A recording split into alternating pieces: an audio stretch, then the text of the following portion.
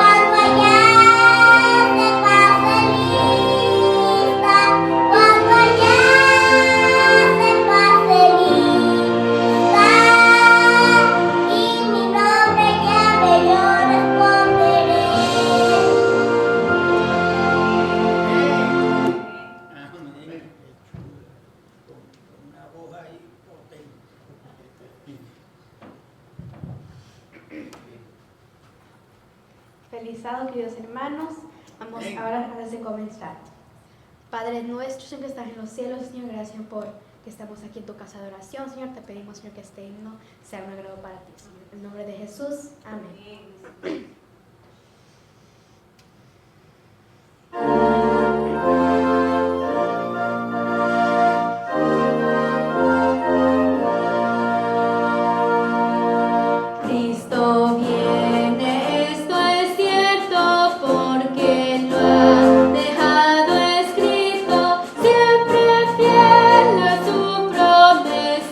Por los suyos ya regresa de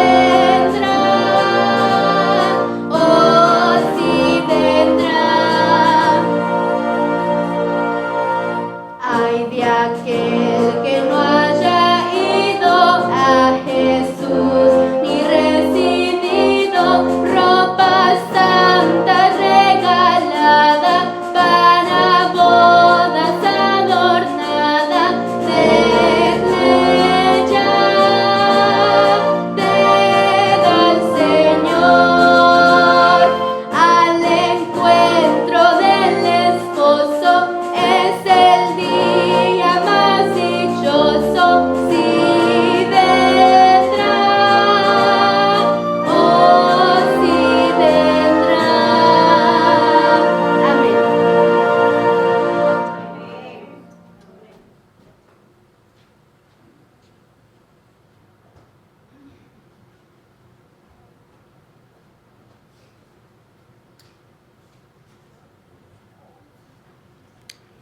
Muchas gracias a las hermanas Ramírez, ¿verdad? Por esas alabanzas, ¿verdad? El Señor nos ha bendecido con esta familia y las niñas. Y una más que está ahí, si el Señor lo permite, van a ser un cuarteto. Así que gracias, niñas, por eso es especial. Vamos a tener una oración. Incline ahí su rostro. Padre y Dios Todopoderoso, grande eres, Señor. ¿Quién somos nosotros, Padre, para estar delante de tu presencia, si no es mediante de tu Hijo Jesucristo? Oh Señor, que tu Hijo nos cubra en esta mañana, para que por medio de tu Espíritu, nuestro culto sea acepto en tu presencia, Señor. Un culto imperfecto, Padre, porque solamente en el cielo, Señor, es que hay perfecto. Todo es perfecto, Padre. Pero en el medio de tu Hijo Jesús, Señor, podemos llegar hacia ti. En este momento pedimos que tu Espíritu entre en nosotros y nos ayude a entender el mensaje. Podamos salir gloriosos y edificados, Señor, que tú tienes un plan trazado para nosotros y vendrás a buscarnos en el nombre de Jesús. Amén. Bien, más o menos el canto de Valentina tiene que ver un poco con lo que vamos a ver en esta mañana. Así que vamos a estudiar la palabra de Dios. Y en esta mañana es una de las fiestas que personalmente todas son hermosas y todas tienen un significado, pero esta fiesta es una fiesta muy gloriosa. Y ustedes saben que hemos estudiado, estábamos estudiando las 7 fiestas de Jehová. Y en esta mañana vamos a culminar, simplemente es un repaso para que usted siga estudiando. Muchas de las cosas ya las hemos dicho en el pasado, pero en la repetición, como se dice, está ¿qué? El aprendizaje, ¿no? Y quizás algunos no han oído, pero esperamos que seamos edificados en este día. Entonces, la fiesta que vamos a ver en esta mañana es la fiesta que se llama la fiesta de las cabañas o las fiestas de los tabernáculos, o en hebreo como le llaman el Sukkot. Y es una fiesta hermosa, hermanos. Es bueno saber que Dios, en su infinita misericordia, allá en el Antiguo Testamento dejó todo trazado para que nosotros podamos entender el plan de salvación. Muchas veces se predica, usted ha oído y dice, no, que tienes que ser salvo, ¿verdad que sí? Y dice, y Dios quiere salvarte y tienes que ser salvo. Y a veces se dice que tiene que ser salvo, pero no se le explica de qué y cómo va a ser salvo. Salvo de la persona quizá dirá, alguien que no ha oído del Evangelio, pero ¿salvo de qué? Recuerdo mi suegro, el papá de mi esposa Elizabeth, cuando en la familia despedían el sábado, que decía, vengan muchachos que vamos a despedir el sábado. Y él decía, búsquenme en un saco para echarlo. ¿Verdad? Entonces, Es interesante, ¿verdad? Porque a veces la gente, ser salvo, y podrán decir, ¿pero de qué? ¿De qué el Señor te quiere salvar? ¿Verdad? Y a veces la campaña evangelística se va toda en que Dios te quiere salvar, pero nunca se le dice a la persona de qué Dios lo quiere salvar. Y mayormente a veces usted ve estos grandes personajes en grandes iglesias, mega iglesias y estadios, y todo es que, si tú te fijas, el mensaje es que te sientas bien, que hay algo bueno, Dios hizo algo bueno dentro de ti. O sea, el pecado no se menciona, o sea, de que Dios te quiere salvar del pecado. En realidad, esa es la enseñanza de todo. Así que Jesús vino a buscar lo que se había perdido, ¿verdad que sí? Allí podemos ver en Lucas cuando está Zaqueo. Al final de la historia, el pasaje termina diciendo que, porque Dios vino a buscar y a salvar lo que se había perdido. Entonces, la pregunta es, ¿qué fue lo que se perdió? Según el contexto, ¿qué fue lo que se perdió? ¿Qué fue lo que Dios quiso restaurar en Zaqueo? Porque el texto se puede usar para muchas cosas, pero en el contexto es que se debe de usar. Y la pregunta era, ¿qué era lo que el hombre tenía? Si dice, vino a buscar lo que se había perdido, si vino a buscar lo que se había perdido es porque el hombre tenía algo y se perdió. ¿Se dan de cuenta?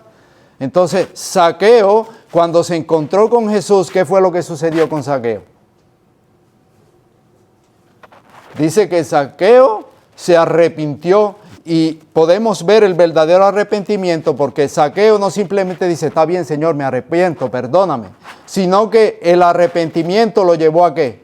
A devolver a un cuatriplicado lo que había robado.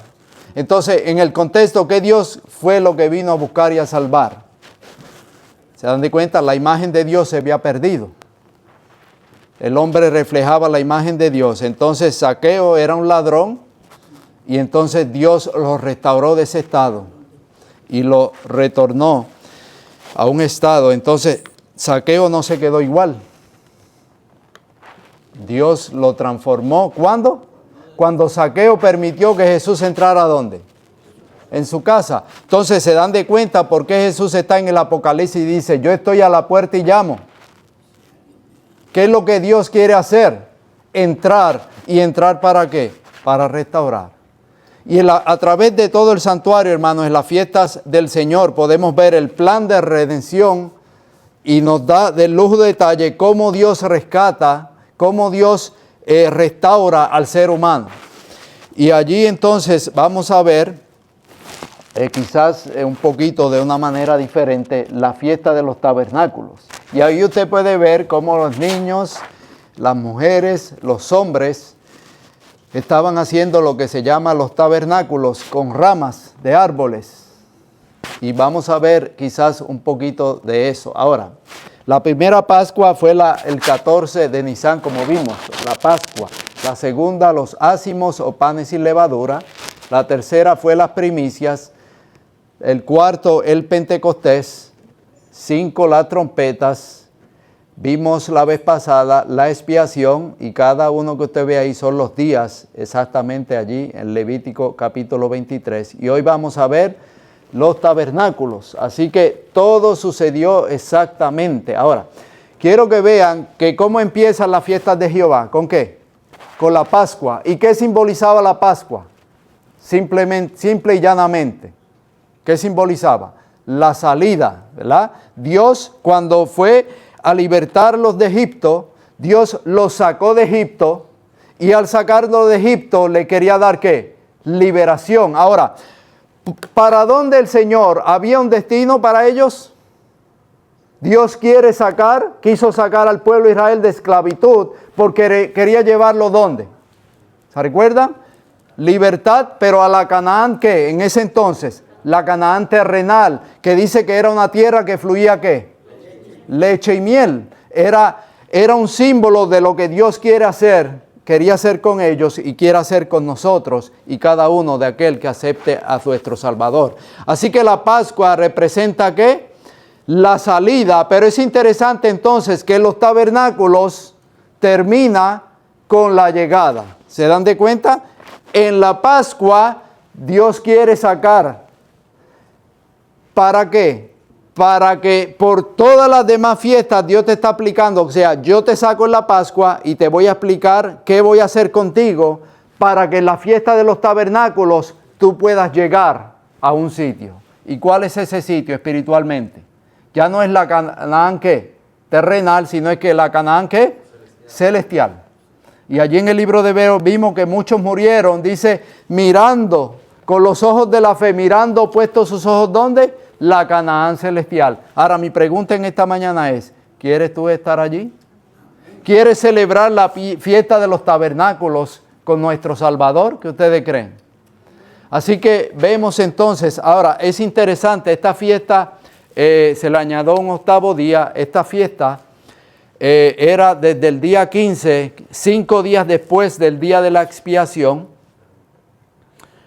Era la fiesta de los tabernáculos y es interesante que empezaba el 15 y concluía el 22. Ahora, solamente a mano así de paso, ustedes saben que el texto de donde Pablo menciona en Colosenses, capítulo 2, si no me equivoco, menciona sobre los sábados ceremoniales. Dice que nadie juzgue en qué, en comidas o en bebidas, en día de reposo, lo cual es una sombra, ¿ok? Entonces, Pablo estaba hablando del santuario. Solamente vamos a marcar, es interesante porque Dios tiene un patrón de 7. Usted va a ver todos estos círculos marcados, son los sábados ceremoniales que Pablo estaba hablando, ¿ok? Son 7. Dentro de las fiestas de Jehová habían 7 sábados ceremoniales. Ahora, eran sábados de doble solemnidad. ¿Por qué? Porque caían en día sábado, más era sábado ceremonial. Por eso se le llamaba doble sábado. ¿Ok? Entonces, es interesante porque los tabernáculos empieza con el sábado ceremonial, es un sábado solemne, como vamos a ver, y terminaba con el día 22, que era un sábado también solemne. ¿Ok? Estas fiestas, hermanos, hasta el día de hoy, todavía los judíos celebran estas fiestas. Como he mencionado, mis hermanos, algunos creen en el judaísmo, y en una ocasión estuve en una fiesta de esas y vi cómo ellos todavía hacen afuera del edificio, hacen con hojas de palma y hacen un pequeño tabernáculo allí para celebrar estas fiestas. Ahora, dice Levítico, según Levítico, hermanos, dice, habla a los hijos de Israel y diles, a los 15 días de este mes será la fiesta solemne a los tabernáculos. Ahora recuerden que se llama que es ¿qué? Una fiesta. Cuando a usted le dicen, voy para una fiesta, ¿es algo triste o es algo alegre? Digo, a menos que allá se forme ya ustedes saben, entonces algo alegre se convirtió en ¿qué? En algo triste. Pero son fiestas, hermanos. El Señor quería que el pueblo estuviera alegre porque son fiestas de Jehová. Y dice, será la fiesta solemne de los tabernáculos a Jehová por 7 días. El primer día habrá santa convocación, ningún trabajo de siervos haréis. 7 días ofreceréis ofrenda encendida a Jehová. El 8º día tendréis santa convocación y ofreceréis ofrenda encendida a Jehová. Es fiesta y ningún trabajo de siervo haréis. Pasamos al mismo, pero versículo 40 y 43 dice, hay cosas aquí que quiero que presten atención porque es la que vamos a ver en su cumplimiento. Y tomaréis el primer día ramas. ¿Qué tomaban? Ramas con fruto de árbol hermoso, ramas de palmeras, ramas de árboles frondosos y sauces de los arroyos, y os regocijáis delante de Jehová vuestro Dios por 7 días. O sea, ¿era una fiesta de qué? De regocijo. 7 días tenía que estar delante de Jehová, ¿qué? Regocijándose. Recuérdese que era la última fiesta, dice el 41. Y lo haréis fiesta a Jehová. ¿Para quién es la fiesta? Para Jehová. Por 7 días cada año será estatuto perpetuo por vuestras generaciones. En el mes séptimo la haréis. ¿En qué mes se hacía? En el mes séptimo, todo con 7, hermanos. Número de perfección y totalidad. En tabernáculos habitaréis 7 días. 7 días. Todo natural de Israel habitará en tabernáculos. Lo repite 2 veces. Para que sepáis. Ahora, ¿para qué es? La Biblia nos da. ¿Para qué? Hermanos, los israelitas que vivían fuera de Israel venían 3 veces al año al tabernáculo al celebrar las fiestas. Y porque las fiestas, aunque se puede dividir en 7, pero eran 3 grandes fiestas. Todo israelita que vivía fuera venía para la fiesta de los tabernáculos. ¿Qué hacía? Muchos dicen que así en Jerusalén, cuando tú mirabas y en las montañas de las tabernáculos o las pequeñas carpas que ellos hacían con ramadas, dice que parecía como las colinas que estaban cubiertas de nieve y una cosa tremenda. ¿Por qué? Porque ellos salían de sus hogares y venían cerca así de Jerusalén, entonces cada uno hacía su pequeña carpa y allí estaban, ¿cuánto? Una semana, ¿ok? Dejaban su hogar, venían, ¿dónde? Para celebrar, ¿qué? Los 40 años que tuvieron vagando en el desierto. Recuérdense que ellos fueron salir cautivos, Dios los libertó en la Pascua. Y en los tabernáculos, entonces, cuando llegan a la Canaán, entonces ahora le van a dar las gracias a Dios y a celebrar lo que Jehová Dios hizo esos 40 años que tuvieron en el desierto. ¿Qué dice la Biblia? Que sus calzados, ¿qué? No se gastaban. Tenían agua todo el tiempo. A veces el Señor, ¿verdad?, los probaba, pero nunca se quedaron sin agua. Porque decía, según Corintios, dice que la roca que los seguía, ¿quién era? Era Cristo. Ahora, ¿saben lo que es interesante? A mí a veces me gustan porque los escritos son hebreos. Pablo está pensando con una mentalidad hebrea. Dice que la roca los seguía y muchos se rompen la cabeza. Pero ¿cómo es eso que la roca los seguía? Salía agua de una roca. ¿Saben, hermanos, que los judíos se pueden aprender muchas cosas de ellos? Porque ellos meticulosamente todo lo escribían. Dicen, los que saben, dicen, los rabinos, dice que había una roca que era cargada en una carreta. Y esa roca siempre acompañaba al pueblo de Israel. Por eso dice que la roca que los acompañaba era un símbolo ¿de quién? De Cristo. Y de esa roca había un milagro y salía agua para ellos. O sea, por eso es que literalmente la roca los seguía. Una roca que era símbolo de que Cristo, su compañía, siempre estaba con ellos.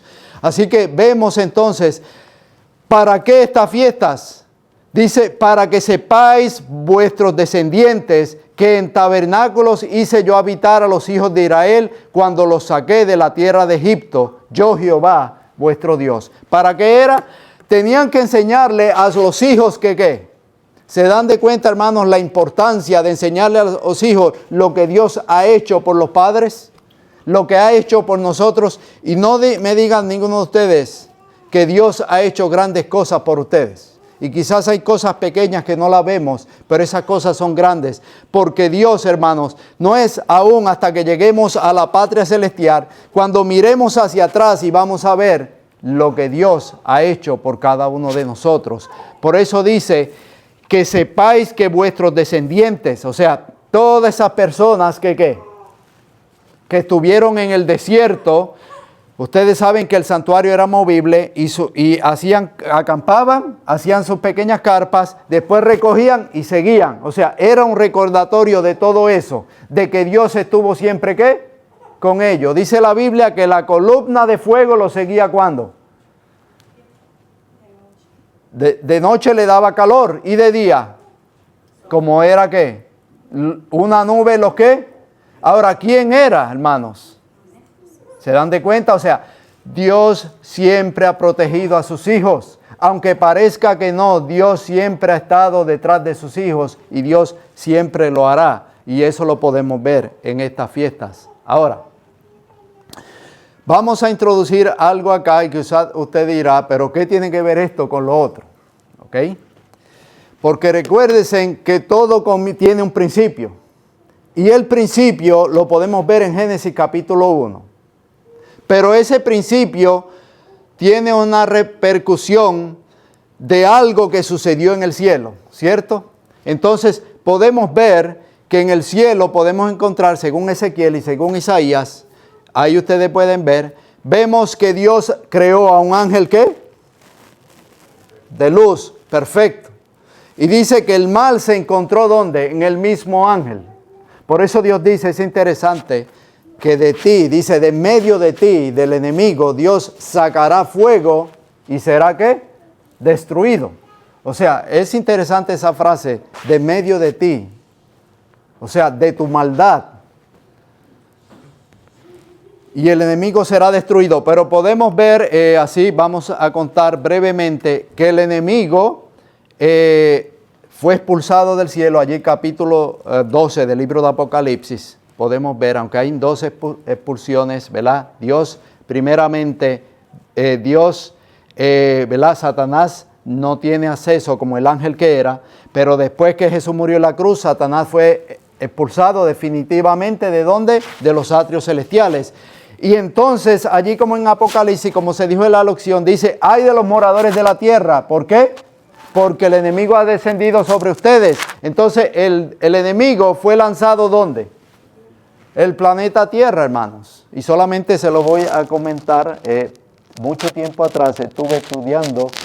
Y es interesante, hermano, cuando usted estudia, cuando Dios te dice, pero ¿por qué Dios envió al enemigo aquí, al planeta Tierra, donde yo estoy?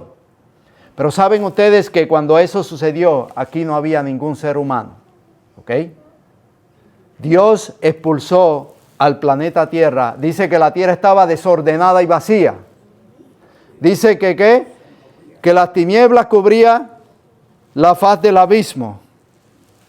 El abismo, cuando usted busca la Biblia, se da de cuenta que siempre son las profundidades de las aguas. ¿Ok? Por eso usted se da de cuenta que cuando Dios expulsa a los demonios ¿para dónde quieren ir? A los cerdos, pero ¿para qué? Para entonces desviaron los cerdos ¿a dónde? Dice que se ahogaron ¿dónde? En el mar. Usted, nada más se lo estoy mencionando, usted busca en el libro de Job y se va a dar de cuenta que allí menciona una serpiente, el Leviatán, que vive ¿dónde? En las profundidades del mar. ¿Ok?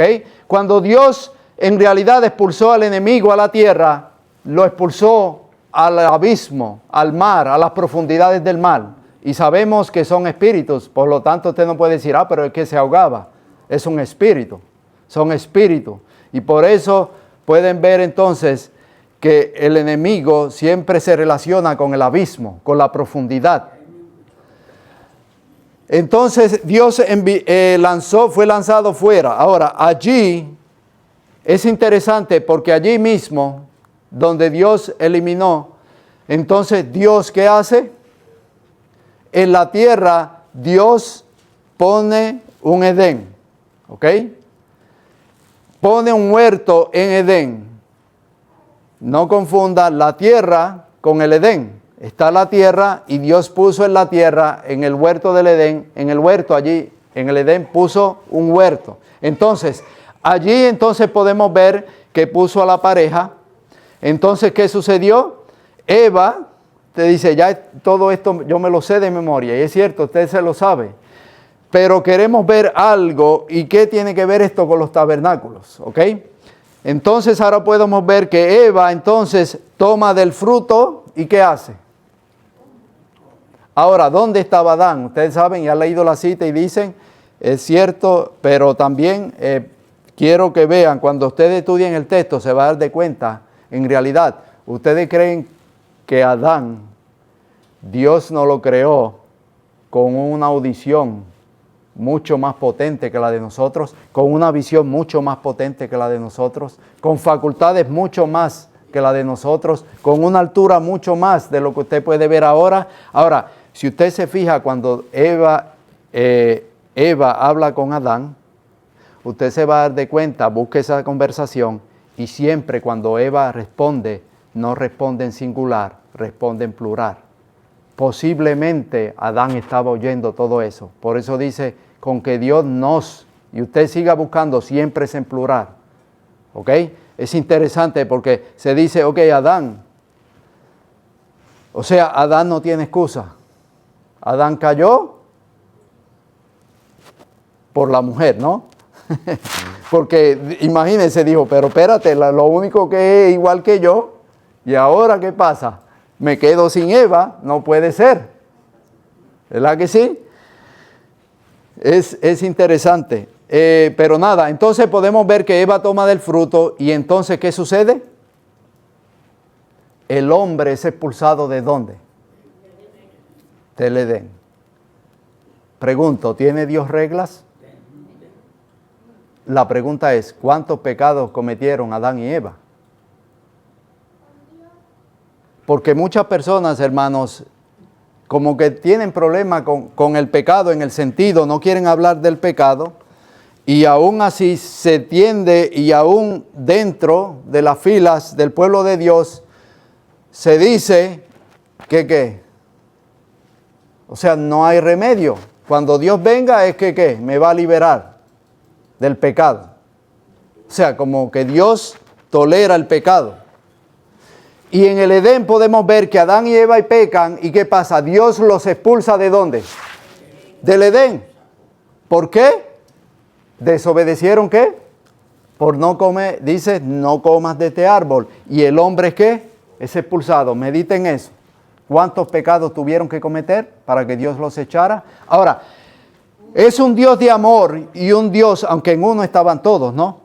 Dios es un Dios de amor porque es interesante, Él los echa fuera. Recuérdese que la tierra ya había sido maldecida. Ya la tierra entonces ahora no iba a ser la misma de antes. Dice, cardos y espinas te producirá la tierra. Ahora la tierra iba a ser, por decir así, un estado frío. Dios es interesante porque ellos estaban desnudos, pero ahora Dios dice, ok, yo te expulso del Edén, pero yo voy a hacer algo contigo. O sea, está la justicia y la misericordia. ¿Qué hizo? Los vistió. Los vistió para que entendieran, cada vez que vieran esos vestidos, vieran que ¿qué? Que Dios es un Dios que aunque es justo, lo sacó del Edén, pero alguien murió para que ellos pudieran tener ¿qué? Sus túnicas. Ahora, entonces ahí podemos ver más o menos resumido lo que sucedió en el Edén. Ahora, ¿por qué mencionamos esto, hermanos? Porque en realidad todos los santuarios que se fabricaron o se van a ver de aquí en adelante, en realidad es una figura del Edén. ¿Ok?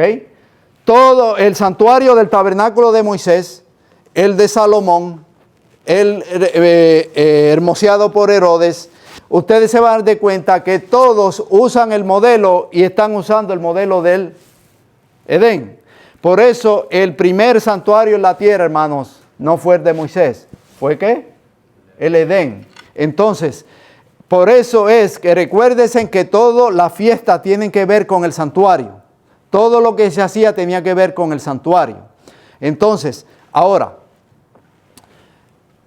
se van a dar de cuenta que entonces, por decir así, Dios los expulsa del Edén, entonces podemos decir que es el Edén perdido. Para ellos perdieron el Edén.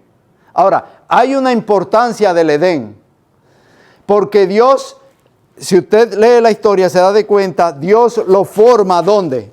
Fuera del Edén, de la tierra tomó y formó a Adán. Entonces después viene y ¿qué hace? Los coloca ¿dónde? En el Edén. Son formados fuera, pero son traídos al Edén. Es interesante, ¿no? ¿Ven un paralelo ahí? El ser humano tiene que ser ¿qué? Tiene que ser formado. Su carácter tiene que ser ¿qué? Modelado al carácter de Cristo para poder llevar ¿dónde? ¿Se dan de cuenta, hermanos? Todo lo que la Biblia enseña, hermanos, tiene que ver con el plan de salvación. Y usted se va a dar de cuenta que desde el libro de Génesis hasta el Apocalipsis, todo lo que usted va a leer, todo lo que usted va a encontrar, lo que Dios quiere hacer con el ser humano es que del Edén perdido llevarlo ¿dónde? Otra vez al paraíso restaurado. Todo el plan de salvación, Toda la fiesta judía es que el ser humano perdió el Edén. El ser humano salió de frente de la presencia de Dios. El ser humano ya no tenía esa comunión con Dios. Pero a través de toda la escritura, el plan de salvación, el santuario, las fiestas judías, lo que Dios quiere mostrar al ser humano, lo que le quiso mostrar al pueblo de Israel es que Dios tiene un plan, porque el hombre perdió el Edén, pero otra vez, a través de Jesucristo, Dios quiere restaurar otra vez el Edén y llevarlo y introducirlo, ¿dónde? Dentro del Edén nuevamente. Por eso es un Dios maravilloso, porque Dios tiene un paraíso restaurado para cada uno de nosotros. Así que vamos a ver algunas similitudes entre el Edén y el santuario, ¿ok? Esto es a manera de repaso. Usted va a encontrar en estos textos, Génesis 2:8, dice que el santuario tenía una puerta, el Edén, la puerta estaba al oriente. Lo menciona allí, y también dice que tiene una entrada, ¿ok? Es interesante, porque si tiene una entrada, quiere decir que la única manera de entrar allí es porque había una entrada. Yo no sé, no me diga usted cómo era eso, pero dice que tenía una entrada. Si tiene una entrada, es porque era la única manera de entrar. Al igual que el santuario también tiene ¿qué? Una entrada. Ahora, el enemigo se menciona ¿cómo? Se menciona en el Nuevo Testamento y dice, ¿se recuerdan cuando dice que el enemigo, en realidad, cuando el enemigo dice que vino a qué? El enemigo vino a ¿qué? A matar, a destruir. Y ustedes sabemos que el enemigo, como la serpiente, volaba, no se arrastraba. Eso es para que ustedes piensen, ¿no? ¿Por dónde entraría el Edén? ¿Por dónde entraría el enemigo al Edén? Nosotros podemos pensar, ¿verdad? La Biblia no lo dice, pero son cosas que usted piensa y tú dices, tenía alas, había una puerta, el Señor no lo iba a dejar entrar porque ya fue expulsado. Por eso dice que el enemigo vino ¿a qué? Fue un intruso. Y entonces tenía una puerta, al igual que Éxodo dice que tenía una puerta y tenía una entrada. El Edén es interesante porque en Génesis 2:10 dice que salía un río. En Éxodo 30 del 12 al 21 usted se da cuenta que la fuente de Lavacro y aún la de Salomón dice, se le llaman los ríos, tenía 10, no una. Pero la fuente dice que es una fuente. Había una fuente que también había agua. En Génesis 2:9 había un árbol. En el santuario, si usted se fija en Éxodo 25 del 30 al 34, cuando Dios le dice, ¿dónde está el árbol? Dios le dice que construya ¿qué? El menorá o qué, o el candelabro. Si usted lee la descripción del candelabro, es una descripción de un árbol. Porque dice, harás así su tronco, sus brazos, sus campanas de esto y de lo otro. Es una descripción de un árbol. Y sus frutos, qué sé yo, y esto y lo otro. Lea para que usted vea allí. O sea, también tenía un árbol. Podemos ver que en Génesis 3:24 había querubines. En Éxodo 20 del 10 al 22 usted se va a dar de cuenta que en el lugar santísimo también había ¿qué? Querubines. Y hay muchas otras más cosas, hermanos. En realidad, el santuario tenía ¿cuántos departamentos? El atrio, propiamente dicho. ¿El qué? El lugar santo, el lugar santísimo, 3. El santuario tenía 3 esferas de santidad, si usted busca. Allí donde estaba, en el Edén. El Edén estaba en la tierra, el atrio. El Edén, el lugar santo. Pero dentro del Edén, en el medio, estaba ¿qué? El lugar santísimo. Por eso Dios le dice, ¿no qué? No toques de ahí. Busque la relación. Tengo que seguir. Génesis 2:15, Dios le dio a Adán una tarea. ¿Cuál era la tarea? Usted va a Números 3, 7 al 8 y esos textos que están ahí y se va a dar de cuenta que Dios le dice a Adán, dice que tenía que ¿qué? Dice, la tierra la iba a ¿qué? El Edén era un lugar que Adán tenía que ¿qué? Cuidar y labrar. Ahora usted dirá, ¿qué tiene que ver eso con el santuario? Adán era el sacerdote. Adán, Dios le dio el Edén para que lo cuidase y lo labrase. ¿Por qué esto es importante? Porque cuando va en la construcción del santuario, usted se va a dar de cuenta que cuando estas dos palabras están unidas, cuidar y labrar, allí en allí en Números, en estos textos que están aquí, usted se va a dar de cuenta que esa era la función de los sacerdotes, cuidar y labrar el santuario. Hay una relación tremenda, hermanos, y podríamos seguir, pero las fiestas de los tabernáculos o cabañas celebraba el Éxodo, como ya vimos. Ahora, ¿a qué evento apuntaba esta fiesta? Recuérdese que Dios los había sacado ¿de dónde? De Egipto. ¿Y los llevaba a dónde? Ahora, Dios da estas fiestas como un ¿qué? Tipo de un antitipo. Estas fiestas no están así porque así, por eso son las fiestas de Jehová. Y solamente en la mente de Dios, hermanos, nosotros podemos ver esta gran maravilla, porque cuando usted estudia todo esto, usted dice, wow, cuán grande es Dios, no estamos a ciegas. Por eso Dios da el santuario. Y toda nuestra doctrina, la teología del adventismo debe estar basada ¿dónde? En el santuario. ¿Ustedes saben algo, hermanos? Yo me recuerdo cuando yo era pequeño, y no sé cuántos de ustedes, ¿verdad? Los más mayores, pero cuando las personas, para el bautismo, tenían que saberse el santuario. Le enseñaban del santuario. Pregunto, hoy en día, ¿saben del santuario?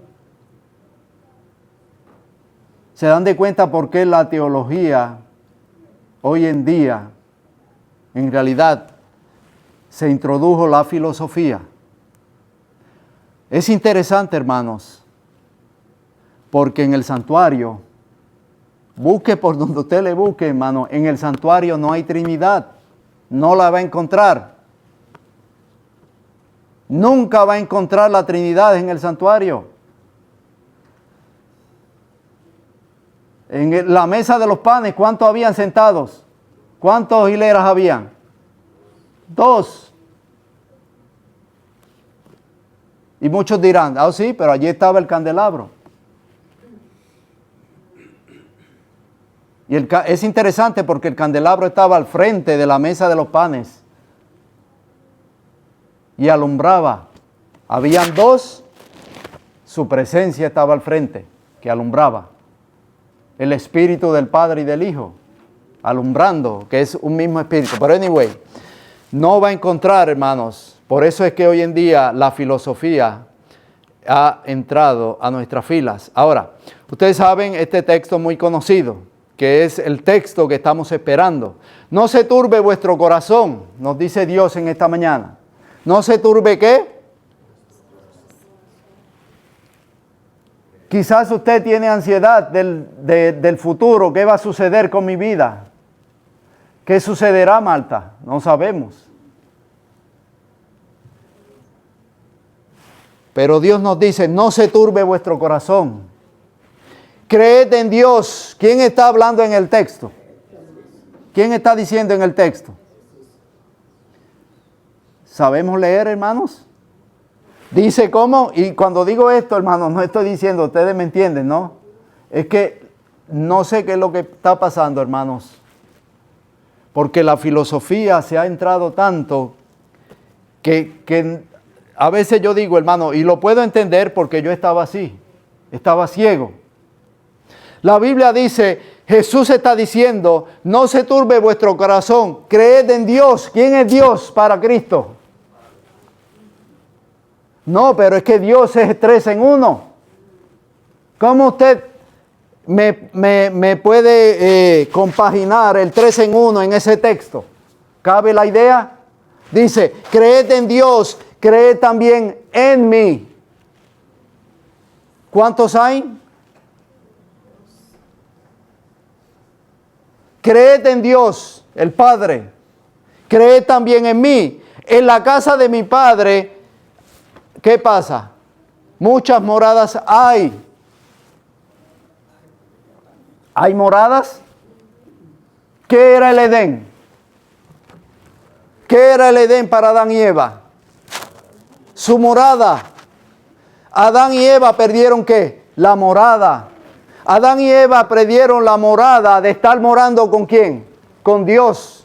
De estar en la presencia de Dios. Dice el texto que la voz de Jehová se paseaba por la brisa del día.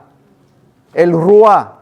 O sea, su presencia, el viento de Dios. No era, ¿verdad? No podríamos decir que lo veía así físicamente, sino que su presencia se sentía que Dios estaba en medio de ellos. Perdieron esa comunión.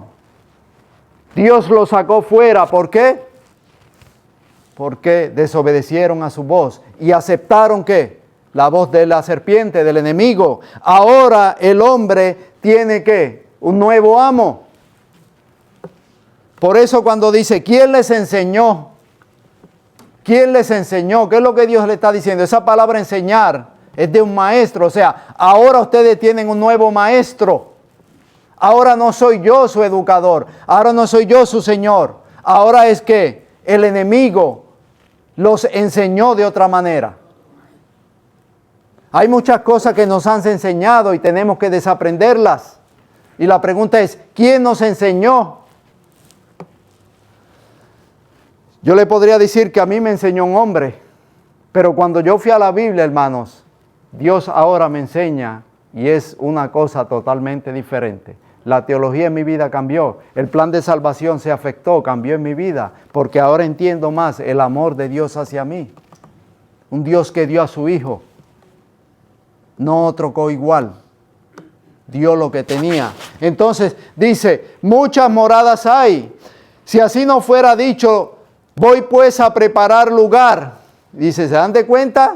Espérate un momento, o las moradas están hechas o Dios las va a preparar. Ya están preparadas. Según el texto ya está preparada. Entonces cuando dice, voy a preparar lugar, ¿de qué está hablando? Tiene que relacionarlo con el santuario. Jesús se fue a preparar un lugar. ¿Dónde? Allá en el cielo. Recuérdese, Adán y Eva salen, pero Jesús dice, voy a preparar un lugar. Yo quiero que ustedes estén. ¿Por qué? Como dice el texto, para vosotros. Y si me fuere y os preparara el lugar, pregunto, ¿se fue? Vendré otra vez. Entonces cuando Él venga, ¿ya el lugar está preparado? Porque ahora mismo el que está preparando ese lugar en el santuario. Recuérdense, yo soy el camino, dijo Él, la verdad y la vida. Y os tomaré a mí mismo, como estaba mencionando Ramón, para que donde yo estoy, ¿qué? La pregunta es, ¿dónde está Jesús ahora mismo?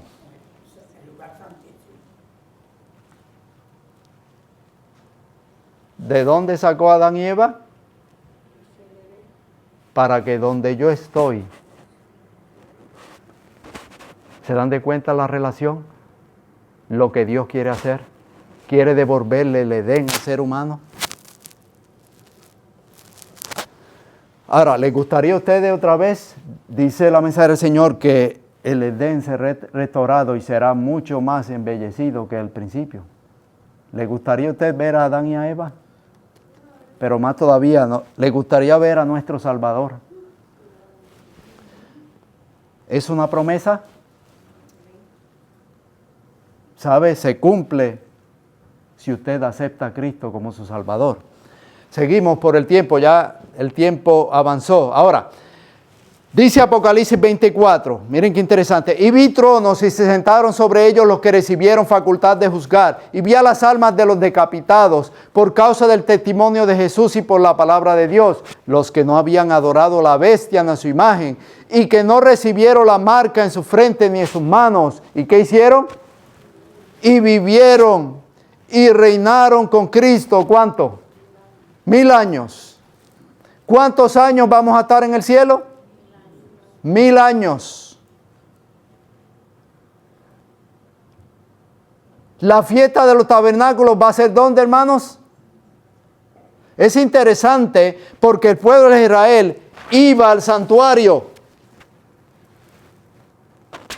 Pero en el plan de la redención, Cristo viene a buscarnos para llevarnos ¿a dónde?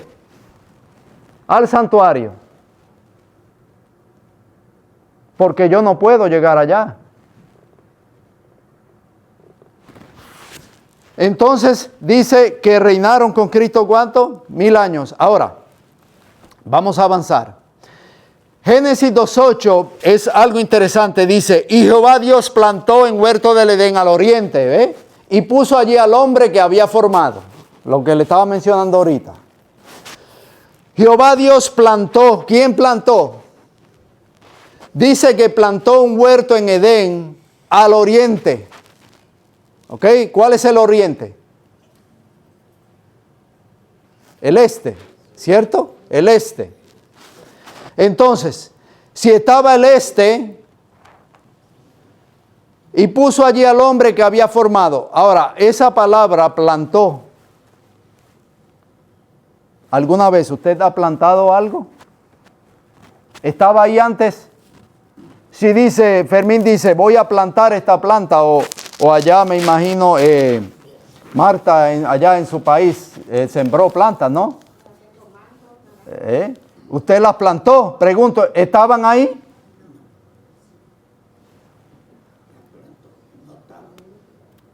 Dice, y Jehová Dios plantó un huerto en Edén y lo puso al oriente y puso allí al hombre que había formado. Entonces, el Edén Dios lo puso ¿para quién? Porque aunque estaba la tierra, Dios plantó algo allí hermoso, porque allí la presencia de Dios se iba ¿a qué? Esa palabra plantar también, hermanos, se usa en contextos de agrícolas, de la agricultura. Y también se puede usar en cuando usted, yo me recuerdo mi mamá y la mamá de Elizabeth, siempre cuando ella iba a casa mía o mi mamá iba a la casa, y yo sé que las damas quizás se van a recordar, donde quiera que veía una flor decía, ay, dame un ganchito, dame un hijito. Y cargaba con él y de la casa venía y lo plantaba. El huerto fue plantado. La pregunta es, si no estaba ahí, ¿dónde estaba?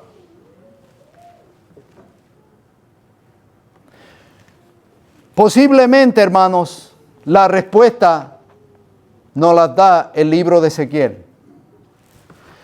Hijo de hombre, levanta endecha sobre el rey de Tiro y dile, así ha dicho Jehová el Señor, tú eras el sello de la perfección, lleno de sabiduría y acabado de hermosura.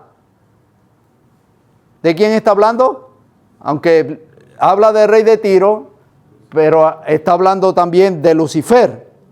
Dice, en Edén, en el huerto de Dios estuviste.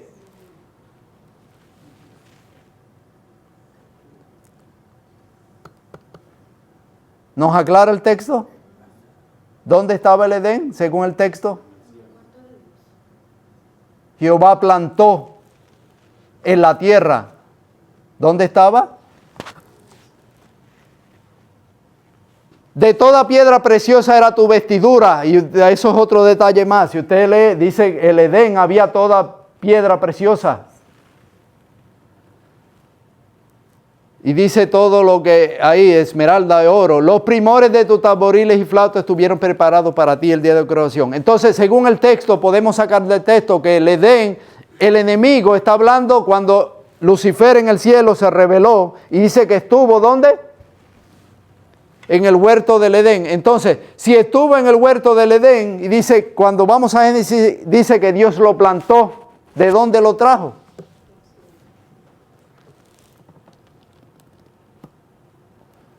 ¿Se dan de cuenta, hermanos? la necesidad que Dios quiere morar, su presencia en medio de él, de su pueblo. Entonces, seguimos. Otro texto para ver. Génesis 3:24 dice, y echó pues fuera al hombre, y puso al oriente del huerto de Edén querubines, y una espada encendida que se volvía por todos lados para guardar el camino del árbol de la vida. Ahora, usted tiene que buscar todas las Biblias, y usted se va a dar de cuenta del texto.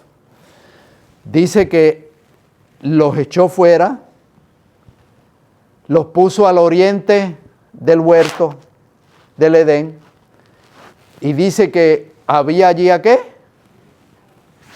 Querubines, y en medio de los querubines, ¿qué había? ¿Para qué?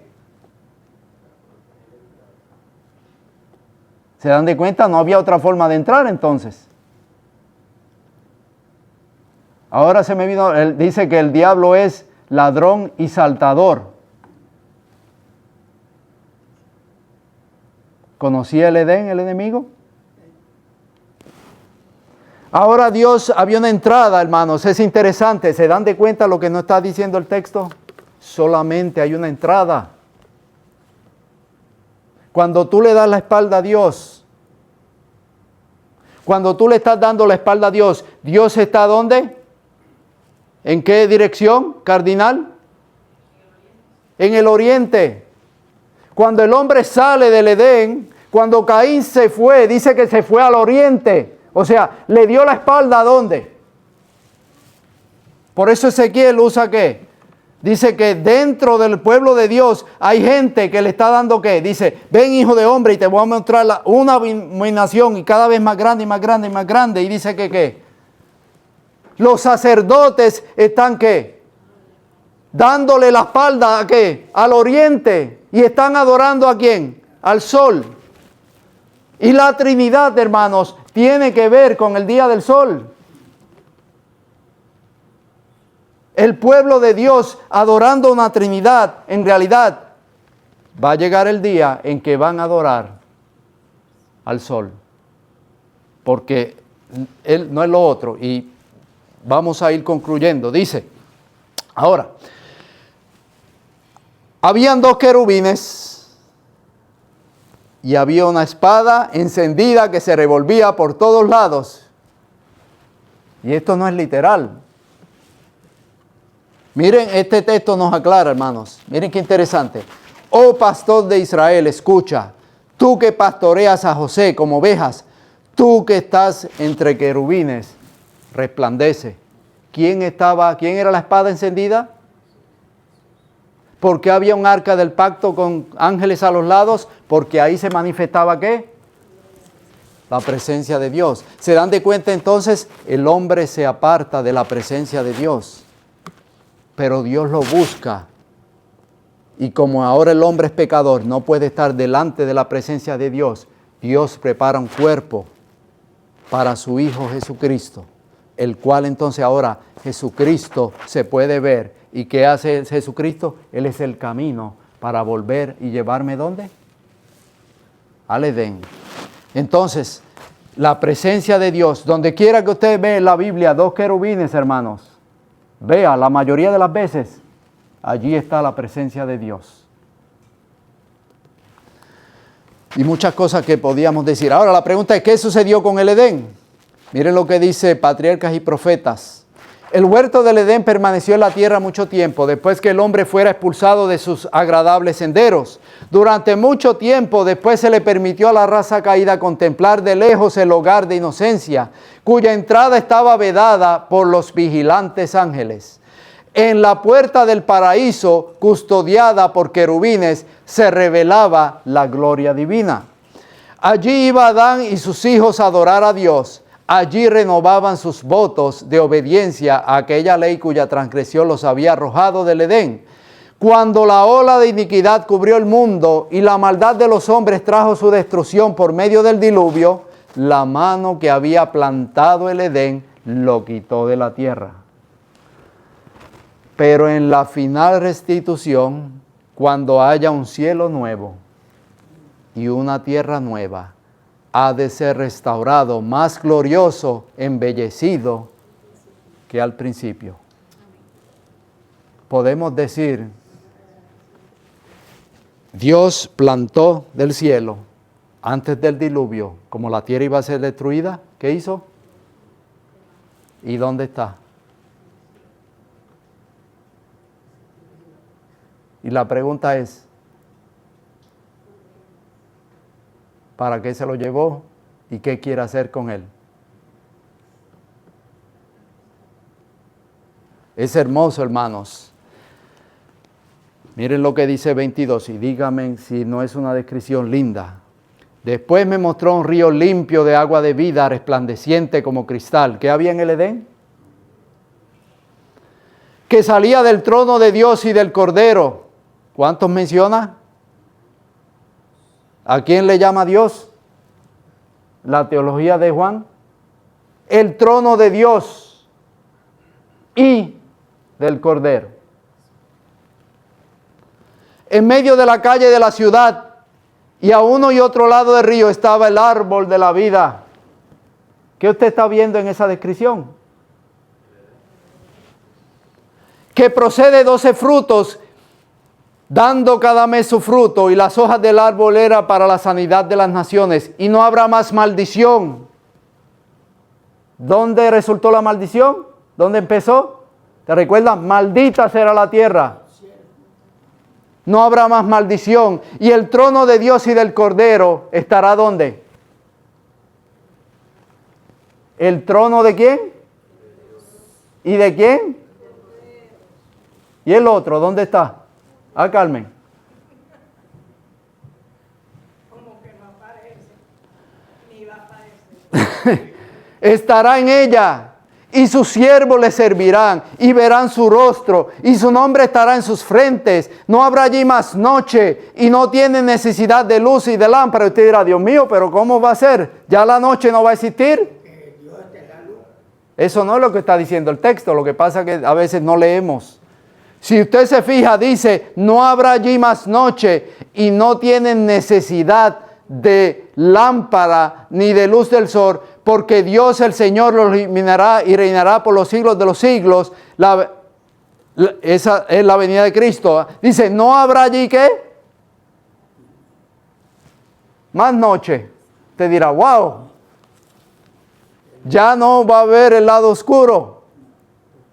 Pregunto, ¿en qué contexto está escrito eso? Esa es la Nueva Jerusalén.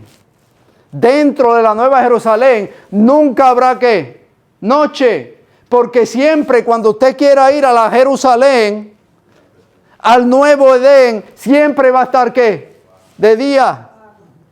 Si usted, supongamos que usted a las 3 de la noche, hoy en día usted está durmiendo, pero usted le da la gana de ir, levantarse y dice, ay, quiero ir para allá. Oh, pero espérate, no puedes ir, Pablo, porque Jesús está durmiendo. Habrá acceso directo, ¿qué? 24/7.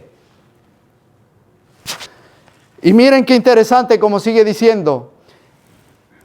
El 21 del 1 al 5 dice, vi un cielo nuevo y una tierra nueva, porque el primer cielo y la primera tierra pasaron, y el mar ya no existía más. Y usted dirá, wow, ¿ya no va a haber mal? ¿Qué ustedes creen? ¿Quién creó el mar? Recuérdense que el que está escribiendo, ¿quién es? Juan está escribiendo. ¿Y dónde está Juan cuando está escribiendo?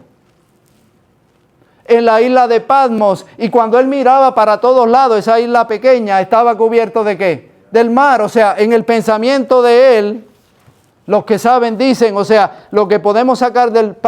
¿Qué hacía el mar de la otra, de sus amigos, de sus familiares, de sus hermanos? Lo dividía. Podríamos decir, Dios lo que está diciendo es, ya allí no va a haber ¿qué? Separación.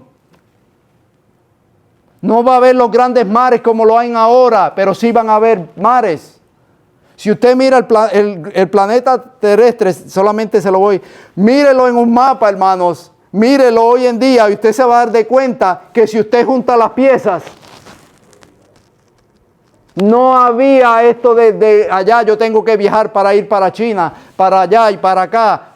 ¿Era qué? ¿Qué hizo esto? El diluvio.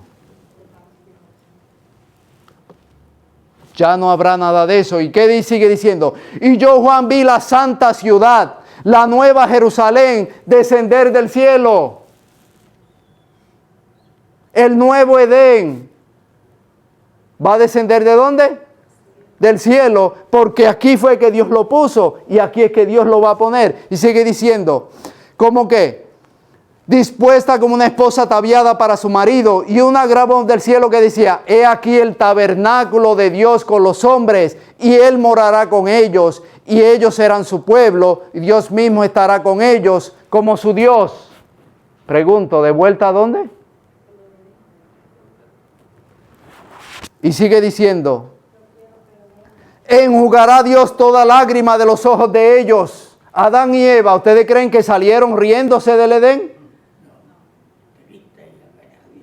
Se dan de cuenta que todo lo que está ocurriendo aquí, hermano, lo que está diciendo es lo que sucedió en el Edén, lo que el ser humano perdió en el Edén. Ahora yo qué, te lo voy a restaurar. Y termina la cita y dice, y ya no habrá más muerte. Pregunto, ¿murieron cuando pecaron al salir del Edén? No habrá más llanto, ni clamor, ni dolor. Eva, con dolor parirás. Porque las primeras cosas pasaron, y el que estaba sentado en el trono dijo, he aquí yo hago nueva todas las cosas. Y me dijo, escribe, porque estas palabras son ¿qué? Fieles y ¿qué? Y verdaderas. Wow, y el tiempo avanzó y ahora tengo que concluir. Pero hermano, según esta cita, cuando baje el templo de Dios, ¿dónde descenderá? En el monte de los olivos. Es interesante porque Jesús se va del monte de los olivos, se desciende y los ángeles le dicen ¿cómo? Este mismo que viste irse, descenderá, como dice la cita, descansará en el lugar purificado y preparado para recibirla. Y Cristo y su pueblo y los ángeles entrarán en la santa ciudad. ¿Dónde? En el monte de los olivos. Y con esto sí concluyo ahora, hermanos. Esto es tremendo, hermano. Yo sé que el tiempo avanzó, pero voy a concluir con esto. Esto es una foto aérea del santuario, ¿ok? El santuario estaba dividido de esta manera. A cada lado habían, ¿qué? 3 tribus. Al frente, como ustedes pueden ver, estaba la tribu de Judá, la de Isaacar y la de Zabulón. Pero frente de esa tribu estaba Moisés con Aarón y sus hijos, los que estaban más cerca de las otras tribus. Ahora, estas tribus, hermanos, no se creía que estaban tan cerca. Estaban alrededor como de 1 kilómetro del santuario. Para llegar al santuario tenía que caminar 1 kilómetro. ¿Okay? Así que el pueblo lo veía. Cada vez que iban, decía, mira, ahí va Carmen, va con un becerro. Mira, pecó Carmen, ahí lleva un becerro. O ahí lleva una paloma, ¿verdad? Si no tenía. O sea, pero entonces, hermanos, lo que quiero que vean es, Dios es tan meticuloso en sus cosas, que cada uno de los lados, usted se fija en las letras rojas, hay una tribu que predomina. Los marcados, habían 3 a cada lado, pero una predominaba. Y es interesante porque en el libro del Apocalipsis, no tengo el tiempo, pero cuando usted va a la Nueva Jerusalén, tiene 3 puertas por cada lado. El santuario tenía 3 tribus. ¿Los hijos de quién?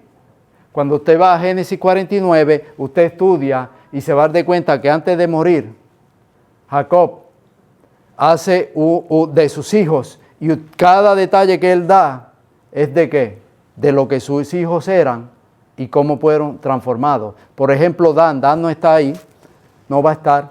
Dan no está, ¿por qué? Dice que Dan, ¿qué? Era como una serpiente que mordía a los caballos por detrás. Dan se pasaba hablando de los demás. criticando. Y la tribu de Dan no se encuentra en el Apocalipsis, porque Dan se perdió. Pero anyway, ese no es el tema. Pero lo que quiero concluir es que cada uno predominaba. Si usted quiere ver, hermanos, ¿por qué? La pregunta es, ¿en el Edén había cuántas puertas? En el Edén, una. Pero en el nuevo Edén o en la nueva Jerusalén, ¿cuántas puertas hay? 12. Con los nombres de los apóstoles y con los nombres de ¿qué? De los hijos de Jacob, los que triunfaron. Usted va a entrar por qué puerta, yo no sé.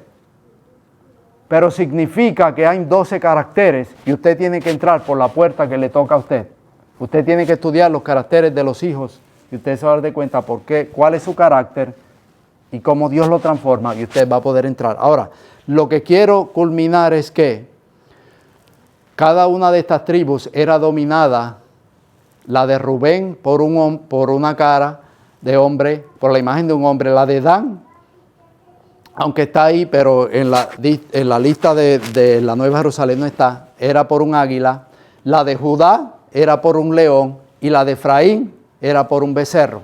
Usted se va a dar de cuenta cuando usted lee, no tengo el tiempo ya, Apocalipsis 4:6, estos mismos seres, hay 4 ¿qué? Seres vivientes. Son los mismos 4 seres vivientes que fueron representadas por las tribus, 4 tribus que estaban a cada lado. Y si usted se da de cuenta, cuando lee Apocalipsis 4, del 6 al 7, se da de cuenta que estos 4 seres vivientes están delante del trono de Jehová. O sea, concluyo. Las fiestas de las cabañas, hermanos, es cuando Jesús venga, tome a su pueblo y lo lleve ¿a dónde? Con él al cielo. Esa no será nuestra morada permanente, sino que vamos a vivir mil años y después regresaremos otra vez ¿qué? A la tierra, una tierra purificada. Y no solamente eso, sino que el Edén será trasladado otra vez ¿qué? La santa ciudad, y allí podemos entrar y otra vez lo que el hombre perdió por la sangre de Cristo Jesús, usted puede volver a entrar al santuario, a la presencia de Dios. Y pregunto, ¿quiere usted entrar a la presencia de Dios? Necesita a Cristo Jesús que mora en su vida. Es el único. Póngase de pie y oramos. Padre y Dios, gracias Señor por la vida. Gracias por el día que nos da, Señor. Gracias Padre porque está delineado tu plan de salvación. Gracias Señor porque aunque podemos ver que el ser humano perdió el Edén, pero aquel día glorioso, Señor, el mismo Adán y Eva, Señor, van a poder entrar nuevamente al Edén restaurado. Van a poder nuevamente entrar por la Nueva Jerusalén y allí, Señor, podemos ver tu rostro. Podemos estar delante de tu presencia nuevamente. Y lo que hoy no podemos ver, estar en la presencia del Padre, aquel día lo vamos a lograr. ¿Por qué? Porque Cristo trabajó en nuestras vidas, porque Cristo fue la fuente de todo, porque Cristo nos enseñó el camino. Y aquel día nos gozaremos, Señor, en la fiesta de los tabernáculos, todos unidos, y nos recordaremos de lo que hemos pasado aquí en el mundo. Y veremos, Señor, que todo lo que pasamos aquí en este desierto no fue nada comparado con la fiesta que tú tienes para nosotros. Aquel día vamos a ver, Señor, la mesa preparada, Señor. Una mesa larga que dice que no se puede ver su final. En esa mesa, Padre, volveremos a tomar la cena. Como así tú lo dijiste, no la tomaré hasta que otra vez nos veamos en el reino de los cielos. Señor, queremos estar allí. Por eso hoy en día aceptamos a Jesús como nuestro Salvador. Y gracias, Padre, porque ya tú lo has hecho todo. En el nombre de Jesús. Amén, Señor.